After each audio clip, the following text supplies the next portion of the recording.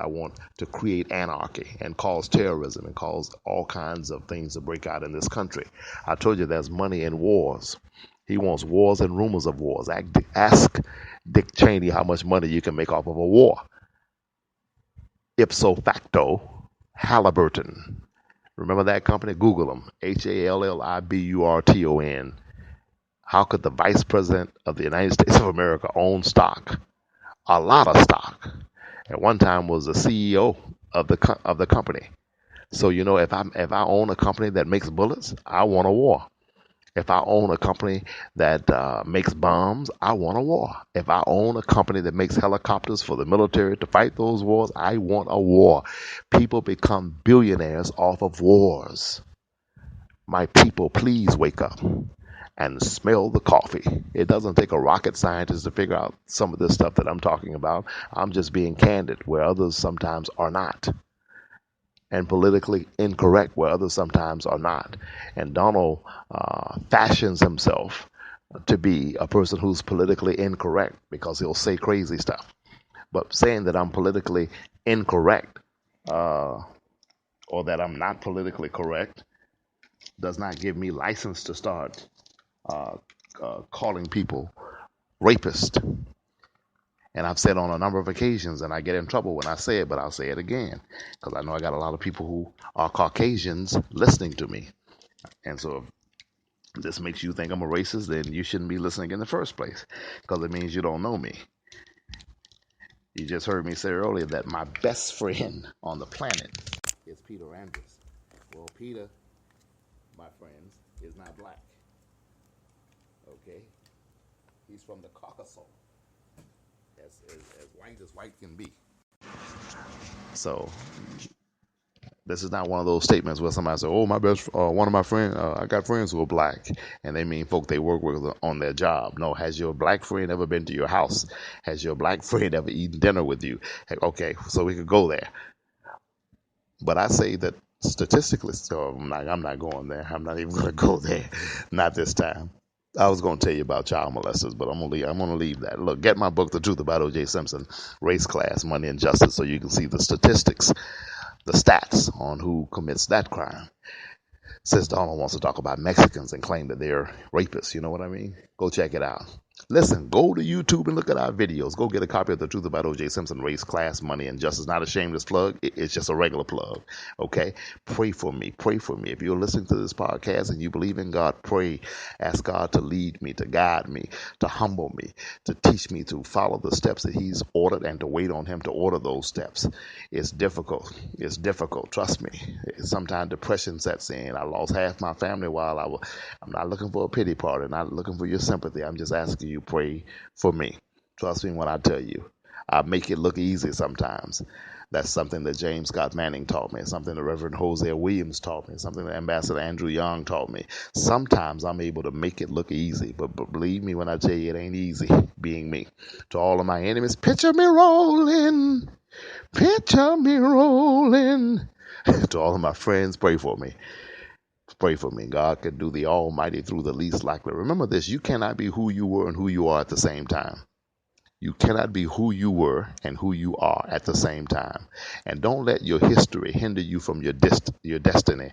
Don't show up in the now with a residue of where you came from. Wipe your feet, baby. Dust your feet off. Get your mind ready psychologically to be who God wants you to be. And remember, if you have new levels, you're going to have new devils. Remember, you're always going to have haters. If you ain't got no haters, then you're not doing anything. They're going to call you names. If you're a woman, they're going to say you're a lesbian. They're going to say you cheated on your husband. They're going to say you're a dope dealer. If you're a dude, you're going to be queer. You're going to be a faggot. You're going to be gay. You're going to be this. You're going to be that. You're going to be a philanderer, an adulterer, a wine head, a dope fiend, crystal meth. Somebody told me the other day that they heard I use crystal meth. I wouldn't even know what crystal meth looked like, but that's what they're going to do to you. But it showed me. I said, okay, I'm making some progress now. I'm moving forward. I'm doing something. I'm just a nobody trying to tell everybody about somebody who can save anybody. I am an ecclesiastical prognosticator of the gospel, but I'm also a citizen of these United States of America, and I feel that my opinion matters. Get out to the poll in November and vote. For my friends who say, well, Hillary's a part of this and she's a part of that, great. Still go vote.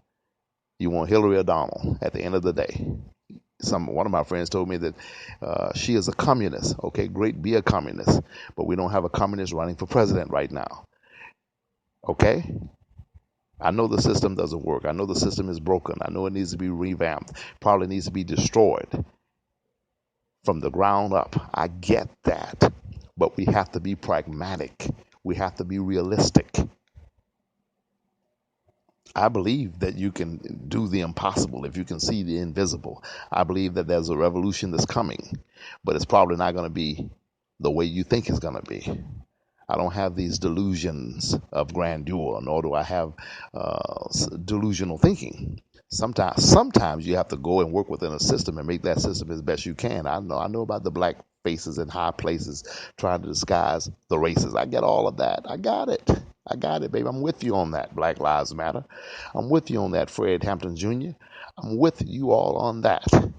At the end of the day, though, we're not going to dismantle the LAPD tomorrow. We're not going to dismantle the Chicago PD tomorrow. So let's find ways in which we can work together to make those systems better. Fred Hampton Jr. taught me a lot yesterday. I didn't agree with everything he said, but I agreed with a lot of what he said. And I learned from everything that he said. They know who to raise, who to lock up, and who to kill. That's why they locked me up. Reverend Hosea Williams told me years ago I was going to prison. Pastor Gene Barber prophesied that I'd be going to prison. So that's not new to me. And God let me get in a Joseph-like situation, a situation where people don't trust you, a situation where people don't like you, a situation where people have a cloud hanging over your head. And God said, so when I elevate you, you'll know it's me. You'll know that if it had not been for the Lord that was on my side, you would have been swallowed up. When I elevate you, you ain't going to be able to say it was Andrew Young that did it. You're not going to be able to say it was your affiliation and association with Reverend Hosea Williams. You're not going to be able to say it was anybody. It ain't going to be nobody but God. And that's why Pastor Nuna told me that she saw in the spirit ordered steps, Manning, ordered steps. She kept saying that, ordered steps, ordered steps. So remember, you can get where you're trying to get to if you're willing to do the work. Pray and ask God to lead you and do the work. Tell everybody you know to get this podcast on demand, on demand, on demand. Get it on Spreaker.com. And also, go to YouTube and look at our videos. Listen, you're the best. You're the brightest. Thank you for tuning in. I love you very much. Let's be excited about this day. Let's see what God has planned for you and for me today. And let's get back together later on, all right? I'm going to go have a cup of coffee right now and a donut. And I'll check back with you later. Keep the faith. Keep hope alive. God bless you. Let me give you a hand for listening. Thank you.